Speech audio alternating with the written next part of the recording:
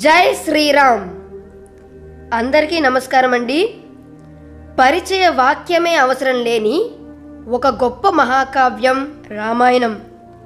భారతదేశం అనగా నేటి భారతదేశంలో పుట్టడం అనేది అదృష్టమైతే, శ్రీరామ శబ్దం పలకడం మరియు వినడం అనేది కోటి జన్మల పుణ్యఫలం. అంతటి అద్భుత కావ్యమైన రామాయణం గూర్చి వివరించడానికి నాకు తగినంత వయస్సు కానీ అనుభవం కానీ లేవు. కాకపోతే ఈ గ్రంథంలోని పాత్రల ఔచిత్యాన్ని కాపాడుతూ సందర్భానుసారంగా పాత్రలకు అనుగుణంగా నా గొంతును మార్చి చదివి మీకు వినిపించి మిమ్మల్ని ఆనందింపచేయాలని చేస్తున్న నా ఈ చిన్న ప్రయత్నంలో ఏవైనా లోపాలుంటే పెద్ద మనసుతో మన్నిస్తారని ఆశిస్తున్నాను. ఇక ఈరోజు కథాంశంలోకి వెళ్దామా? నువ్వు నన్ను ఇలా నిర్బంధించవచ్చా భరత? నేను ఏ తప్పు చేశానని నువ్వు ఇలా దర్భల మీద కూర్చున్నావు? ఇలా బ్రాహ్మణుడు కూర్చుంటాడు. నువ్వు బ్రాహ్మణుడివి కాదు, క్షత్రియుడవి. క్షత్రియుడవైన నువ్వు ఇలా కూర్చోవడం నీ మొదటి తప్పు. నాయందు ఏ తప్పు లేకపోయినా నువ్వు ఇలా కూర్చోవడం నీ రెండవ తప్పు. కాబట్టి నువ్వు చేసిన ఈ దోషముల యొక్క పరిష్కారానికి లేచి ఆచమనం చెయ్యి. అలాగే ఒక ధార్మికుడిని ముట్టుకో అన్నాడు రాముడు. అప్పుడు భరతుడు లేచి ఆచమనం చేసి రాముడిని ముట్టుకున్నాడు. తరువాత ఆయన అక్కడున్న పౌరులందరినీ పిలిచి, రాముడు ఎంత చెప్పినా రానంటున్నాడు, అందుకని నేను కూడా ఇక్కడే రాముడితో ఉండిపోతాను. లేకపోతే నా బదులు రాముడు రాజ్యపాలనం చేస్తాడు. నేను అరణ్యాలలో ఉంటాను అని అన్నాడు. ఈ మాటలు విన్న రాముడు నవ్వి, భరత, అలా మార్చుకోవడం కుదరదు. నాన్నగారు నిన్ను అరణ్యాలకి వెళ్ళమని చెప్పలేదు. 14 సంవత్సరాలు పూర్తి అయ్యాక నేను తిరిగి వచ్చి రాజ్యపాలన చేస్తాను.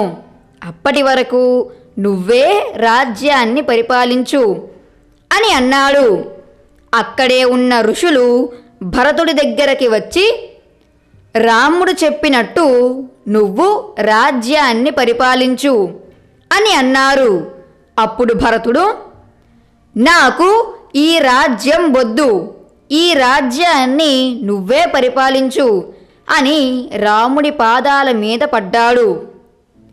చంద్రుడికి వెన్నెల లేకుండా పోవచ్చు, హిమాలయ పర్వతాల నుంచి జలం రాకుండా ఆగిపోవచ్చు, సముద్రం చెలియలి కట్ట దాటిపోవచ్చు, కానీ నేను నా ప్రతిజ్ఞని మాత్రం మానను అని రాముడన్నాడు.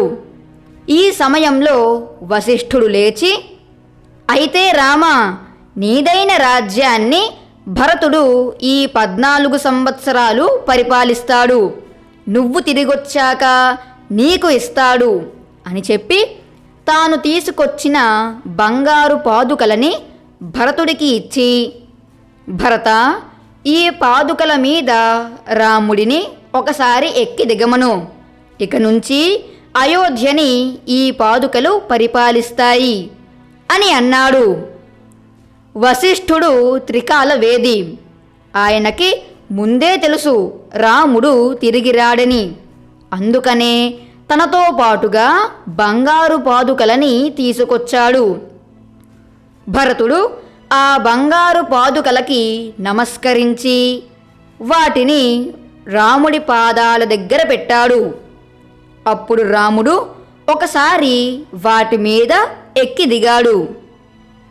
అప్పుడు భరతుడు సంతోషంగా ఆ పాదుకలని తన శిరస్సు మీద పెట్టుకొని శత్రుఘ్నుడితో కలిసి తిరిగి అయోధ్యకి పయనమయ్యాడు. అయోధ్యకి వెళ్ళాక ఆ పాదుకలని సింహాసనం మీద పెట్టి తాను ఏ పని చేసినా ఆ పాదుకలకి చెప్పి చేసేవాడు. ఆ పాదుకలలో రాముడిని చూసుకుంటూ గడిపాడు. తరువాత రాముడి దగ్గరకి అక్కడ ఉండేటటువంటి తాపసులంతా వచ్చి, ఇక్కడ దగ్గరలో ఖరుడు అనే రాక్షసుడు ఉన్నాడు, నువ్వు ఇక్కడికి వచ్చి తిరుగుతున్నావని తెలిసి నీ మీద ఏ క్షణానైనా దండయాత్ర చెయ్యడానికి సిద్ధపడుతున్నాడు. ఇప్పటికే వాడు మమ్మల్ని రోజు కష్టపెడుతున్నాడు. అందుకని మేము ఇక్కడ ఉండకుండా దూరంగా వేరొక వనానికి వెళ్ళిపోతున్నాము. కావున నువ్వు కూడా మాతో వస్తావా అని అడిగారు. ఇక్కడికి భరతుడు, శత్రుఘ్నుడు, కౌసల్య, సుమిత్ర, కైకేయి వచ్చారు. ఇక్కడే ఉంటే నాకు వాళ్ళు బాగా జ్ఞాపకం వస్తుంటారు. ఇక్కడికి వచ్చిన సైన్యములోని జంతువులన్నీ మలమూత్రాలని విసర్జించడం వలన ఈ ప్రదేశం శౌచాన్ని కోల్పోయింది అని రాముడు తన మనస్సులో అనుకుని సీతాలక్ష్మణులతో కలిసి ఆ తాపసులతో బయలుదేరాడు. అలా కొంత దూరం ప్రయాణించాక వారు ఎవరి ఆశ్రమానికి చేరుకున్నారో తరువాత కథాంశంలో తెలుసుకుందాం. అంతవరకు సెలవు.